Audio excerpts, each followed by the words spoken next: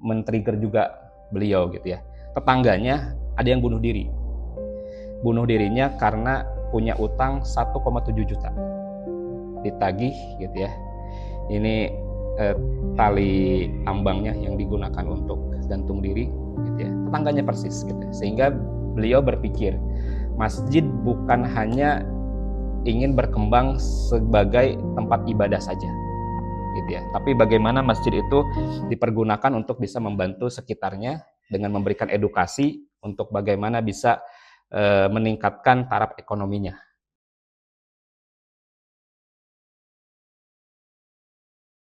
Ini yang kemarin kita bahas ya. Ada comfort zone ya. Zona di mana kita ya kayak merasa aman gitu ya. Tetapi di situ kita merasa kekosongan, kehampaan gitu ya. Karena easy banget lah menjalani kehidupannya gitu, nggak ada tantangan, sehingga orang tersebut akan berada di kualitas yang di situ-situ saja, karena tidak mau ngambil resiko gitu ya. Nah ini kemarin kita bahas, fear zone itu sinyal bahwa kita di ambang perubahan. Nah yang akan kita pelajari di pagi ini insya Allah di learning zone ya. Learning zone ini kita sebut sebagai fase transformasinya. Kalau fear zone itu sinyalnya ya, siapa yang bisa ngebreak ya, ngehancurkan ketakutannya gitu ya. Itu baru awal, tetapi fase transformasi itu kan perubahan-perubahan ya, atau beranjak gitu dari yang negatif ke positif gitu ya. Ini ada di learning zone-nya ya. Mungkin kita juga merasakan gitu ya, merasakan ketakutan misalnya, ketakutan target yang tinggi misalnya gitu ya, kurban 10M gitu ya. Kita ada ketakutan gitu ya. Ya kalau kita berada di fear zone terus gitu ya, kita akan banyak sibuk cari alasan, terus takut salah, fokusnya ke masalah gitu. Tapi kalau sudah bisa menghancurkan ketakutannya, dia sudah mulai bisa menghadapi tantangan, bisa fokus ke peluang-peluang gitu ya, bisa memprioritaskan action dan sebagainya. Dan dari sini transformasi ini akan merubah kita ke growth zone. Nah, yang akan kita bahas di sini, teman-teman, studi case-nya ya. Kemarin kita bahas Alif ya. Sekarang kita bahas temannya Alif. Namanya Adit ya. ini Alif ya. Alif ini jenius lah. Dia apa namanya? Engineering-nya di sini. Tapi Adit ini sebetulnya orangnya dari kecerdasan biasa-biasa aja, tapi otak bisnisnya jalan gitu ya. Makanya kalau Adit masuk ITB gitu ya, kalau Adit masuk ITB gak masuk-masuk gitu ya. Makanya dia ngebikin Cerebrum ini sebagai bagian dari ngebantu orang-orang untuk bisa masuk ke perguruan tinggi gitu tanpa harus bimbel yang mahal-mahal. Karena Adit ini udah bimbel tuh. Terus ketika gap year-nya bimbel lagi, ternyata nggak keterima lagi gitu ya. Tapi akhirnya keterima sih S2-nya di ITB gitu. SBM, karena udah punya duit. Kan mahal ya SBM ya. Sekolah Bisnis Manajemen di ITB-nya. Nah, tapi saya tidak akan membahas tentang cerebrumnya, teman-teman. Kalau cerebrum kemarin sudah dibahas ya di tema tentang Alif ya. Bagaimana cerebrum yang awalnya hanya sebagai aplikasi untuk latihan-latihan soal gitu ya. Berkembang sampai jadi perusahaan, sampai bisa bayar pajak 1-2 M, itu kebayangkan omsetnya berapa gitu ya, pasti puluhan M gitu. Nah yang akan saya bahas di studi case Adit ini adalah tentang masjid ya. Jadi Adit ini mengembangkan sebuah masjid ya. Masjidnya ada di sebuah kabupaten di Bandung, di Banjaran, namanya daerah Bunut gitu ya, yang memiliki banyak persoalan gitu ya. Persoalan ya masjid pada umumnya lah gitu ya, di kampung gitu ya, kurang maju, kurang makmur, kurang berkembang, kurang bertumbuh, kurang manfaat gitu ya, jamaahnya sedikit dan lain-lain sebagainya gitu ya. Maka dari sini Adit berpikir gitu ya, bagaimana bisa mengembangkan si masjid ini dan bisa kebermanfaatannya gitu ya. Jadi karena kita fokusnya adalah ke learning zone gitu ya. Bagaimana kita bisa belajar dari Adit ini, dia brutal banget ketika belajar untuk mengembangkan masjid ini. Ini titik poinnya. Ya, dia belajar sebelum ke pembelajaran ya. Jadi dia tuh betul-betul ngukur dulu gitu ya. You can manage what you don't measure. If you can measure it, you can improve it. Ini kata-kata yang menjadi motivasi beliau ya. If you can measure it, you can manage it. Gitu. Jadi kalau nggak ada angka gitu ya, maka akan sulit untuk merubah sesuatu. Makanya dari masjid itu dia betul-betul ngitung gitu ya. Dihitung betul-betul gitu. Sholat jamaah di masjid itu yang subuh berapa orang, yang zuhur berapa, isya berapa orang gitu ya. Eh, nah, sampai dia langsung belajar ya. Dia belajar ke Masjid Jogokarian ya. Mungkin bisa beberapa hari ya, karena mungkin lumayan jauh kan dari Banjaran ke Jogja gitu. Betul-betul belajarnya brutal banget gitu ya, ke Jogokarian. Kemudian belajar ke Real Masjid, bukan Real Madrid ya. Real Masjid gitu ya, belajar bagaimana manajemen, bagaimana bikin acara-acara pra-event di masjid gitu ya. Kemudian dia belajar ke Darut Tauhid. Ini dahsyat ya, mereka brutal banget ketika learning zone-nya gitu ya. Kemudian belajar ke Sejuta Pemuda gitu ya. Kemudian belajar sampai ke luar negeri, belajar ke salah satu masjid di Korea, belajar ke masjid di Singapura gitu ya. Bahkan tidak cukup mendatangi langsung gitu ya. Ketika tidak bisa melahap semua materi-materi yang ada di YouTube tentang memakmurkan masjid gitu ya. Jadi ini juga pembelajaran buat kita gitu ya. Ketika mungkin kita untuk belajar langsung masih terhambat gitu ya. Kita ada media, ada YouTube untuk bisa belajar gitu ya. Ada AI untuk membimbing kita berdiskusi dan sebagainya gitu ya. Jadi intinya adalah brutal dalam fase belajar ini.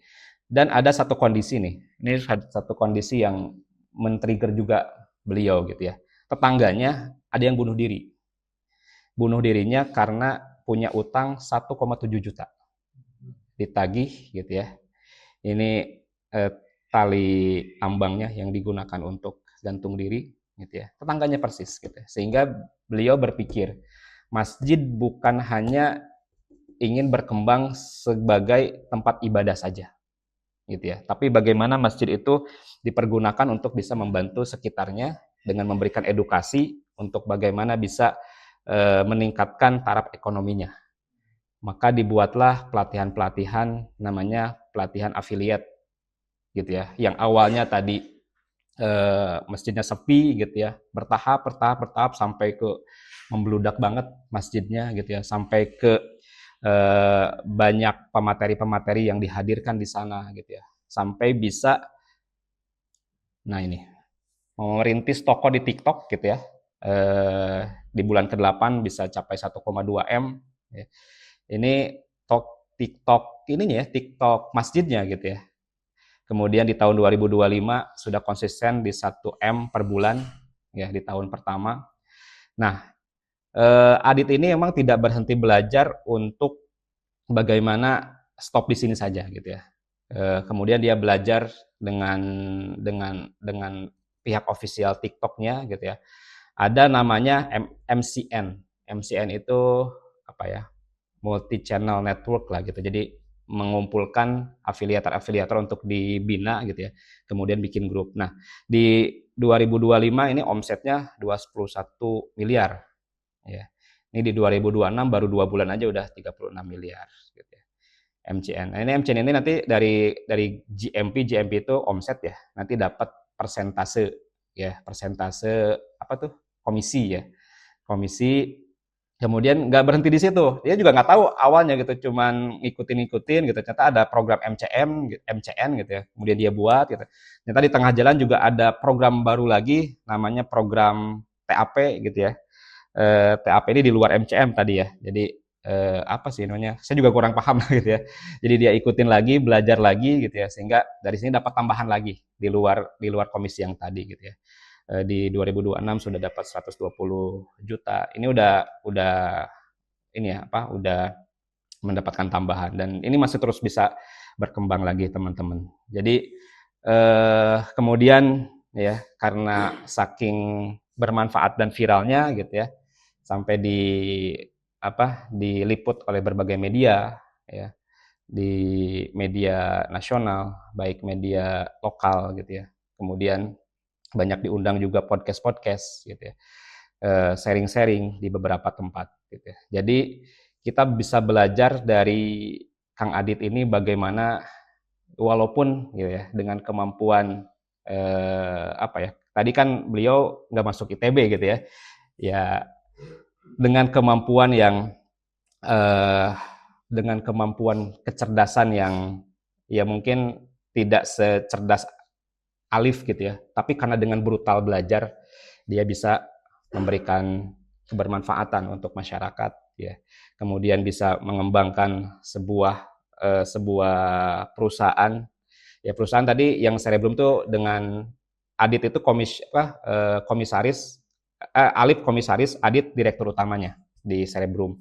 Kalau di affiliate beliau founder masjid affiliate, sehingga di bisnisnya luar biasa gitu ya. Kemudian di masjid affiliate-nya juga beliau menjadi otak. Karena apa? Karena brutal dalam belajar. Sehingga nah ini end game-nya dari masjid affiliate itu, teman-teman ya. Sekarang mungkin baru ada sekitar puluhan lah, 20-an yang di bawahnya yang bisa menghasilkan omset GMP per bulannya 1 M di grupannya si masjid affiliate ini gitu. Masih banyak peluang gitu ya. Karena cita-cita akhir dari masjid affiliate atau end game-nya itu adalah bisa menghasilkan 1 juta pengusaha atau afiliator atau badan usaha dengan omset minimal 1 M per bulan gitu ya, minimal komisi 100 juta per bulan. Tapi ada tambahannya ya, yang mencintai masjid. Jadi pengusaha-pengusaha gitu ya, dia didik, dia dia edukasi ya, kemudian mendapatkan omset, mendapatkan komisi, tetapi juga yang mencintai masjid. Dan program-program ini sebetulnya bisa diduplikat ke masjid-masjid lainnya gitu ya. Asal ya ada orang yang mau belajar ke sana gitu ya, kemudian diduplikat ke masjid-masjid yang dan sudah ada program-programnya gitu ya, untuk menduplikat ke masjid-masjid yang lain. Jadi konklusinya teman-teman gitu ya, kita tidak tumbuh saat merasa siap, tapi bagaimana kita itu tumbuh saat mau belajar walaupun kita belum siap. Ya, tadi Kang Adit gitu ya, dia sebetulnya belum siap banget gitu ya untuk menumbuhkan toko di TikToknya, tapi terus belajar, ya ternyata ada peluang mendapatkan penghasilan yang luar biasa. Kemudian mau belajar ada program MCN gitu ya, ikutin penghasilan yang luar biasa. Ada TAP gitu ya, mendapatkan penghasilan yang luar biasa. Makanya di sini pun kita bisa mengambil ibroh, mengambil pelajaran teman-teman ya, bagaimana kita harus terus mau belajar supaya kita bisa tumbuh, bukan nunggu siap baru kita tumbuh, teman-teman. Seperti itu ya untuk materi kita pagi hari ini. Ini juga sebagai motivasi buat saya pribadi untuk terus belajar ya, dan bisa sama-sama tumbuh bareng, terutama di Kudu Indonesia ini, insya Allah ya. Terima kasih teman-teman. Wallahu a'lam bishawab. Assalamualaikum warahmatullahi wabarakatuh.